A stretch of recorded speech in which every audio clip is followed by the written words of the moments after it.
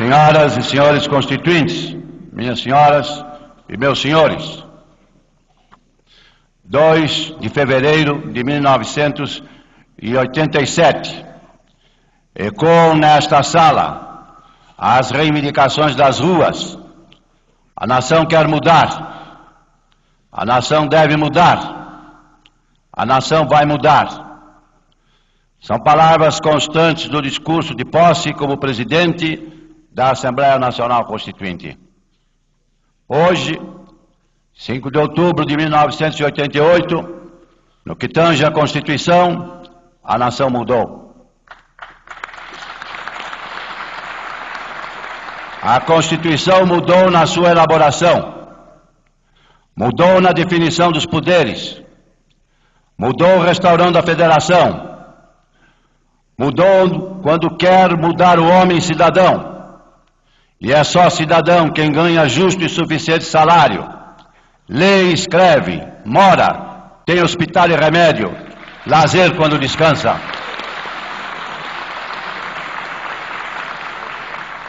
Num país de 30.401.000 analfabetos, afrontosos 25% da população, cabe advertir: a cidadania começa com o alfabeto.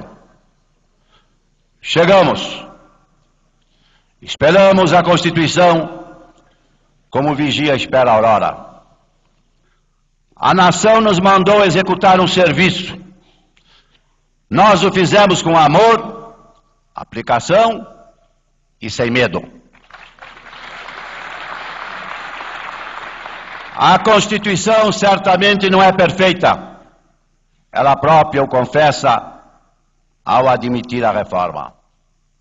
Quanto a ela, discordar, sim. Divergir, sim. Descumprir, jamais. Afrontá-la, nunca.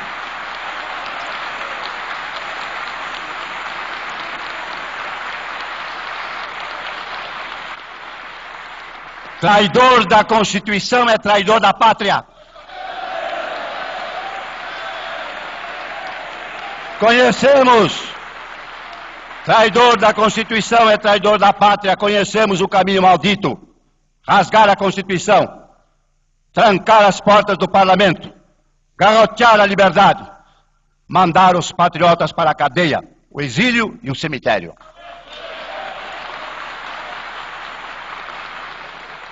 Quando, após tantos anos de lutas e sacrifícios, promulgamos o Estatuto do Homem, da Liberdade e da Democracia, bradamos por imposição de sua honra.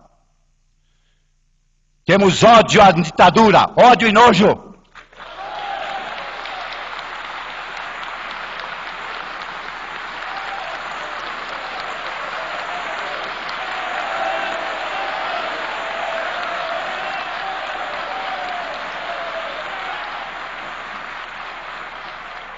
Amaldiçoamos a tirania, onde quer que ela desgrace homens e nações, principalmente na América Latina.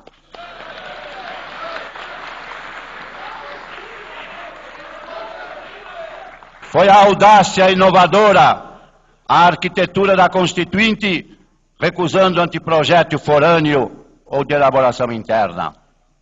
O enorme esforço é dimensionado pelas 61.020 emendas, além de 122 emendas populares, algumas com mais de 1 milhão de assinaturas, que foram apresentadas, publicadas, distribuídas, relatadas e votadas no longo trajeto das subcomissões à redação final. A participação foi também pela presença, pois diariamente cerca de 10.000 postulantes franquearam, livremente, as 11 entradas do enorme complexo arquitetônico do Parlamento na procura dos gabinetes, comissões, galeria e salões. Há, portanto, representativo e oxigenado sopro de gente, de rua, de praça, de favela, de fábrica, de trabalhadores, de cozinheiras, de menores carentes, de índios, de poceiros, de empresários, de estudantes, de aposentados, de servidores civis e militares, atestando a contemporaneidade e autenticidade social do texto que ora passa a vigorar. Como o caramujo, guardará para sempre o bramido das ondas de sofrimento, esperança e reivindicações de onde proveio.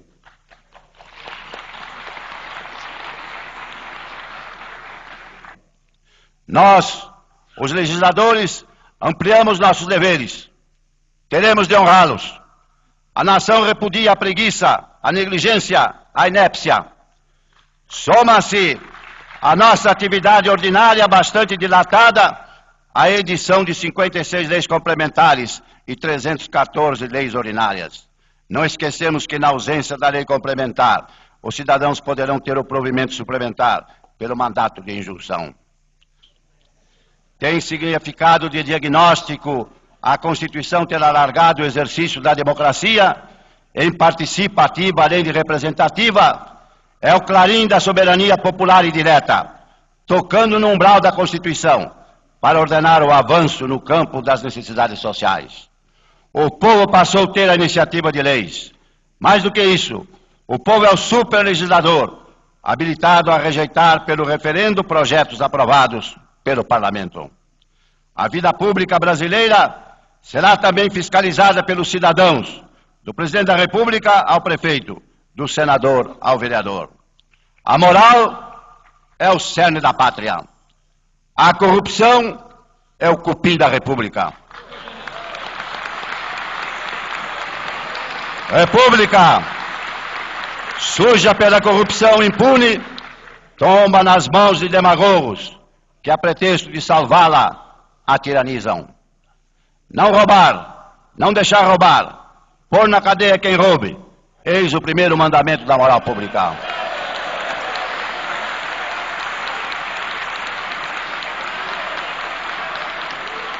Não é a Constituição perfeita.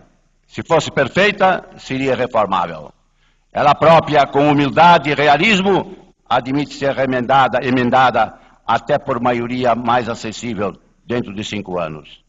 Não é a Constituição perfeita, mas será útil, pioneira, desbravadora, será luz, ainda que de lamparina, na noite dos desgraçados. É caminhando que se abrem os caminhos. Ela vai caminhar e abri-los. Será redentor o caminho que penetrar nos bolsões sujos, escuros e ignorados da miséria. A sociedade sempre acaba vencendo, mesmo ante a inércia ou antagonismo do Estado.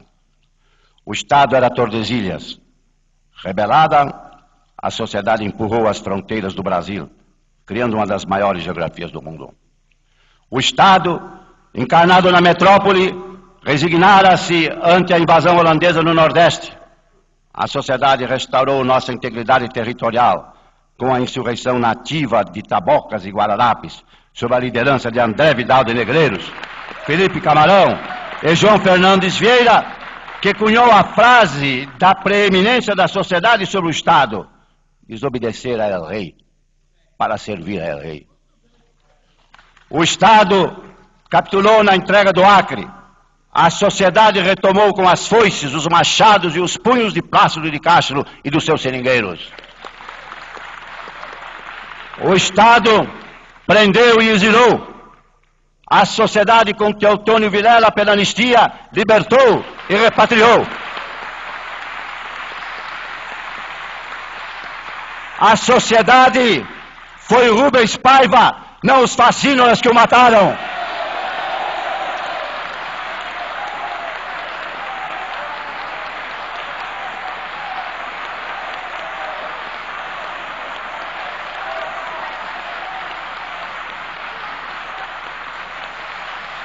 Foi a sociedade mobilizada nos colossais comícios das diretas já, que pela transição e pela mudança derrotou o Estado usurpador. Termino com as palavras com que eu comecei esta fala. A nação quer mudar. A nação deve mudar. A nação vai mudar. A Constituição pretende ser a voz, a letra, a vontade política da sociedade rumo à mudança. Que a promulgação seja nosso grito. Mudar para vencer. Muda, Brasil!